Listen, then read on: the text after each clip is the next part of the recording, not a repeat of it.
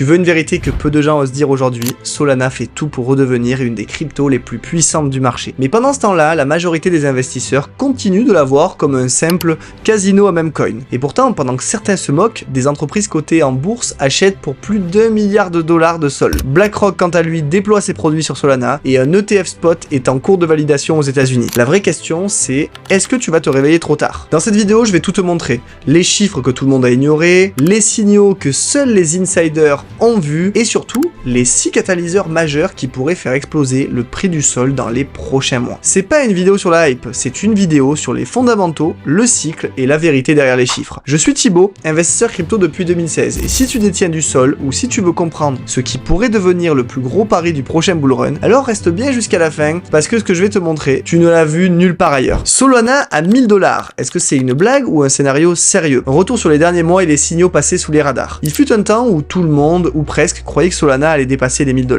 Aujourd'hui, beaucoup se demandent si ce projet parviendra un jour à se débarrasser de son image de casino à meme coin. Et pourtant, pendant que certains doutent, Solana continue de se construire. Des projets solides naissent dans son écosystème. L'adoption réelle progresse et plus récemment, des entreprises cotées en bourse ont même commencé à acheter pour des milliards de sol. Alors on a en droit de se poser une vraie question. Est-ce que Solana pourrait signer un comeback spectaculaire? Et surtout, est-ce que Sol peut encore viser les 4 chiffres? C'est exactement ce qu'on va analyser dans cette vidéo et si tu détiens du Sol, c'est probablement une des analyses les plus importantes que tu dois voir cette année. Mais avant d'aller plus loin, il faut poser une chose très claire. Ce que je te partage ici n'est pas un conseil en investissement. Je t'apporte une analyse complète basée sur les données, les projets, les dynamiques de marché, pas des promesses. Et oui, personnellement, j'ai du sol dans mon portefeuille, mais ça ne change rien à l'analyse que je vais te livrer ici, structurée, lucide et comme d'habitude, sans filtre. Alors il s'est passé énormément de choses sur Solana ces derniers mois. La dernière fois que j'ai parlé de Solana dans un format long, c'était en janvier. C'était juste après le lancement du meme coin de Trump, qui avait déclenché une frénésie haussière sur Solana. Le sol avait explosé, atteint de nouveaux sommets avant de se faire littéralement déchirer dans un crash. Ce qu'il faut comprendre en fait, c'est que ce rallye s'inscrivait dans un contexte très particulier. Bon ben on était encore dans l'euphorie liée au retour de Trump, avec la promesse d'un bull market historique porté par son administration, mais cette euphorie a été rapidement stoppée net. Pourquoi? À cause des menaces tarifaires émises dès février par Trump, qui ont freiné tout le marché crypto. Et évidemment, Solana a pris ça de plein fouet. Mais ce que très peu de gens ont remarqué, c'est que 2 annonces majeures concernant Solana sont complètement passées sous les radars, à cause du bruit médiatique autour des meme coins. Première info, la flambée de l'USDC sur Solana. Le lancement des meme coins Trump et Melania a provoqué, vous avez vu, une explosion de la demande d'USDC sur Solana, car ces tokens étaient adossés à l'USDC et non vendus directement comme les autres meme coins. Résultat, bon ben, la supply de stablecoin sur Solana a dépassé les 10 milliards de dollars uniquement en USDC. Et le plus fou, même après l'effondrement des meme coins, l'USDC sur Solana a continué de croître. Deuxième info, le déploiement visuel sur Solana. C'est l'un des protocoles les plus attendus dans l'univers des agents IA, et il avait initialement fait le buzz en lançant sa première version sur Base. Mais son extension vers Solana est passée presque inaperçue car elle a été éclipsée par un scandale. Ce scandale, c'est celui du meme coin créé par le président argentin qui s'est avéré être une arnaque. Et contrairement au rug pull habituel, celui-ci exposait des dysfonctionnements profonds dans l'écosystème Solana. Certains des plus gros protocoles, comme Meteora ou Jupiter, auraient été au courant du lancement et ne l'auraient pas dénoncé. Résultat, bon, démission du cofondateur de Meteora, perte de confiance massive dans l'écosystème et un crash de 40% du sol en février. Mais il y a eu pire encore. Entre le sommet de janvier et le point bas d'avril, le cours du sol a perdu 66%. Et évidemment, le sentiment général autour du projet est devenu ultra négatif. Mais attention, depuis avril, les choses ont commencé à changer. Solana a pris plus de 50% depuis son creux. Et certains signaux montrent qu'on pourrait être au tout début d'une vraie reprise. Et tu vas voir que les fondamentaux récents sont peut-être encore plus solides que ceux qu'on avait en janvier. Mais alors, comment Solana a perdu 66% de sa valeur en quelques semaines et pourquoi la communauté l'a enterré trop vite? C'est à partir de mars que le vent a commencé à tourner pour Solana. D'abord, Trump a annoncé que les États-Unis allaient créer une réserve stratégique de cryptoactifs, incluant notamment le Ripple, l'ADA et le Sol. Dit comme ça peut sembler anodin. Mais en réalité, cette déclaration représente un véritable virage historique dans la manière dont les grandes puissances envisagent la crypto. Bon, Anatoly Yakovenko, le fondateur de Solana, n'était pas hyper enthousiaste. Il s'est même inquiété publiquement d'une possible centralisation accrue suite à cette annonce. Et il a peut-être raison, mais on ne va pas se mentir, que le président des États-Unis cite Solana dans un programme officiel, c'est une validation puissante de sa légitimité technologique.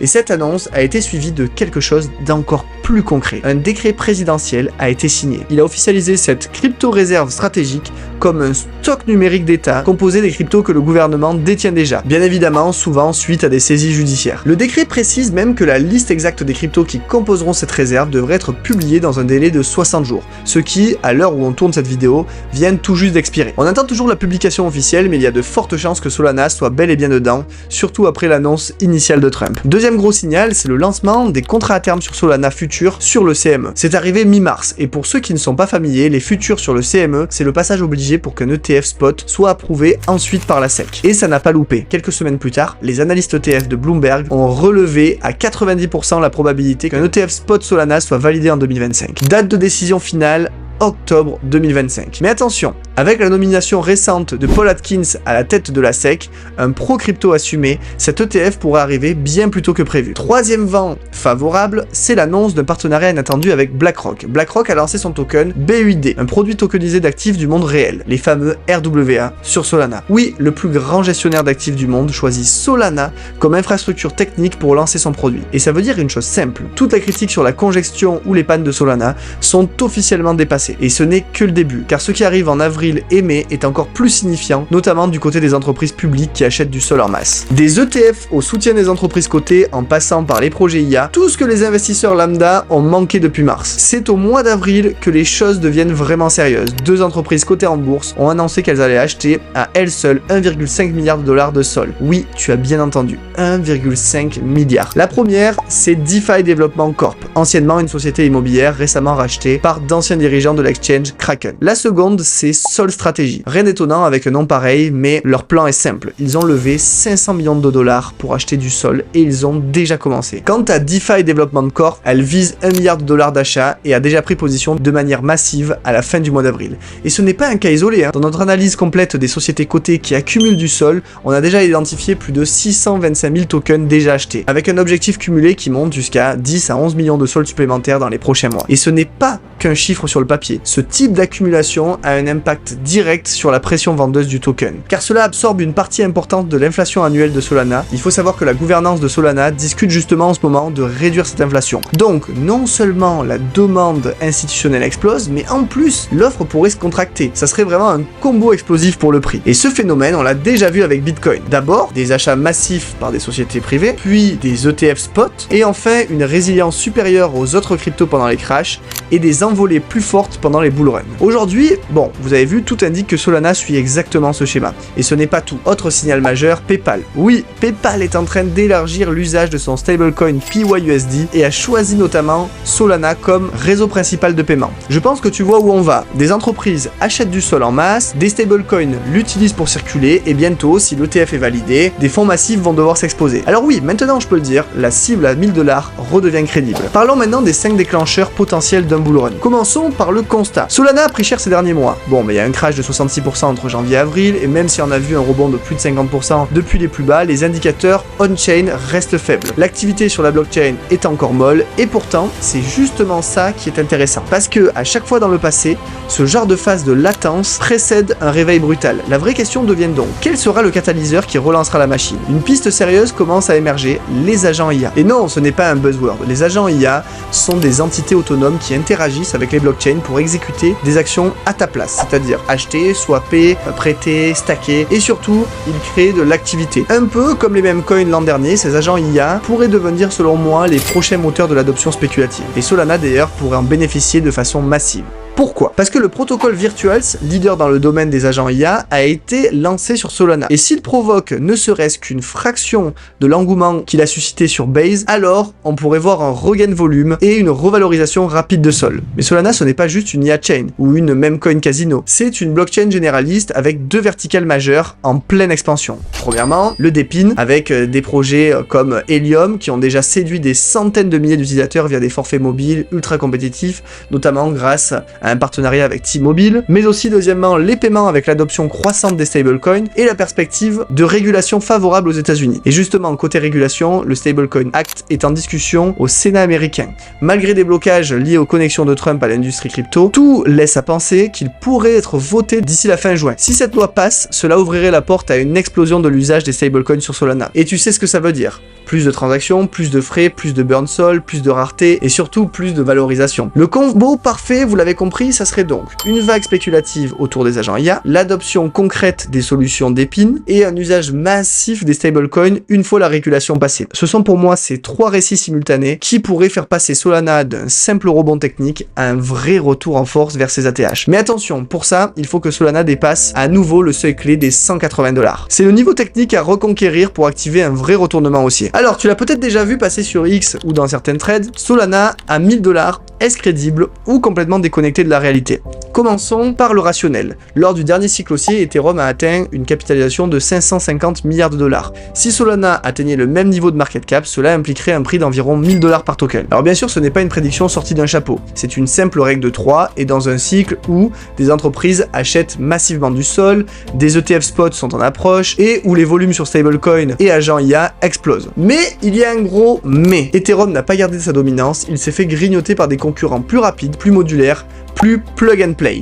Et Solana pourrait subir le même sort. Le grand concurrent à surveiller, c'est Hyperliquid, un layer 1 ultra optimisé, pensé dès le départ pour devenir la plateforme numéro 1 du trading d'actifs tokenisés. Une mission qui était aussi celle de Solana à ses débuts, sauf que là où Solana a été freiné par ses problèmes techniques, Hyperliquid avance vite, fort et sans casser. Et c'est là où il faut être lucide, même si le narratif Solana, c'est-à-dire le nouvel Ethereum, tient la route, la réalité pourrait nous donner un top cycle autour des 500 $ et non pas 1000 $. Mais encore une fois, cela dépendra directement du calendrier des ETF, de la vitesse de déploiement des solutions de paiement et surtout de la capacité de Solana à défendre son avance technologique. Car oui, l'avenir du prix des sols dépend d'événements très précis. Voici les 3 milestones à surveiller. Une réduction potentielle de l'inflation via une nouvelle proposition en gouvernance. La précédente, il faut savoir, elle a été rejetée un peu en mars et le débat continue à l'heure où je vous tourne cette vidéo. Le lancement du Solana Phone, Seeker, prévu pour mi-2025, annoncé dès janvier, il pourrait être officiellement dévoilé lors de la conférence Accelerate du 19 au 23 mai. Troisièmement, la mise en ligne du client FireDancer pour les validateurs. Ce client ultra performant permettrait à Solana de devenir exponentiellement plus rapide qu'aujourd'hui.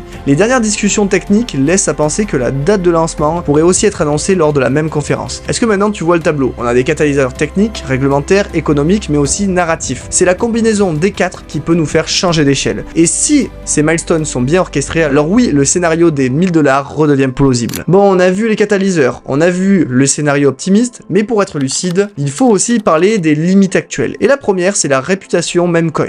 Même si certains voient les memecoins comme un moteur d'adoption, il faut bien comprendre une chose, Solana est toujours perçu comme le casino à memecoin numéro 1. Et cette image, elle rebute beaucoup de développeurs sérieux. Un sondage publié en janvier révélait que la majorité des builders considèrent la spéculation sauvage comme le frein numéro 1 à l'adoption de Solana. Et certaines équipes ont même renoncé à lancer leur projet sur Solana pour cette raison précise. Donc oui, les memecoins ont attiré des utilisateurs, mais maintenant il faut réussir à les garder et surtout à convertir ce trafic spéculatif en utilisateurs long terme. Et c'est là qu'arrive le deuxième défi, l'adoption réelle. La memecoin mania a fait exploser le nombre de portefeuilles, ça oui, mais derrière, il faut des cas d'usage qui retiennent l'attention. Le dépine, c'est bien, les paiements, c'est prometteur, mais pour avoir une adoption massive, il faut que les régulations stablecoin passent, que les entreprises intègrent les rails de paiement Solana dans leur process, et surtout que les utilisateurs aient une vraie expérience sans friction. Sur ce point, Solana, on peut dire il a un vrai atout, son UX. Des wallets comme Phantom sont déjà à des années-lumière des autres, et certains insiders laissent entendre qu'il pourrait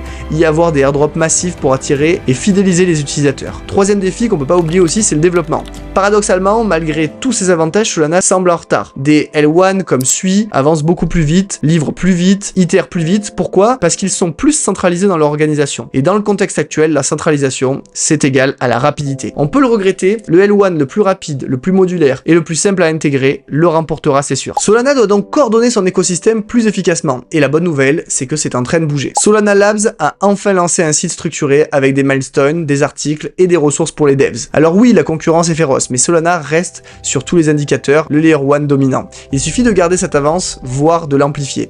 Et le prix, c'est sûr, il finira par suivre. Bon, pour conclure, en tant qu'investisseur, Moi, ce que je retiens, c'est simple. Solana a survécu à une purge sévère, il faut le dire. Les fondamentaux se sont renforcés malgré la volatilité et les acteurs institutionnels arrivent. Dans un cycle où les winners, captent 80% des flux. Solana est toujours dans la course, mais attention, rien n'est garanti, vous avez vu, c'est un pari avec des risques structurels réels, parce qu'il y a l'image, la régulation, coordination interne, etc. Comme toujours, l'approche intelligente, c'est d'avoir un plan clair, une gestion rigoureuse du risque et de rester connecté aux fondamentaux. C'est pas la hype qui l'emporte ici. Voilà, vous connaissez tout ce qu'il faut savoir sur Solana. Je vous invite vraiment à surveiller ce projet de près. Et si vous voulez en savoir plus, comme d'habitude, vous pouvez retrouver le lien de mon Telegram juste en dessous dans la description pour pouvoir nous poser toutes les questions et rejoindre notre groupe privé 100% gratuit dans lequel je partage énormément de contenu de valeur avec des vidéos sur plein de cryptos et surtout mon portefeuille. N'hésitez pas à me dire en commentaire ce que vous avez pensé de la vidéo, je vous laisse vous abonner et je vous dis à la prochaine.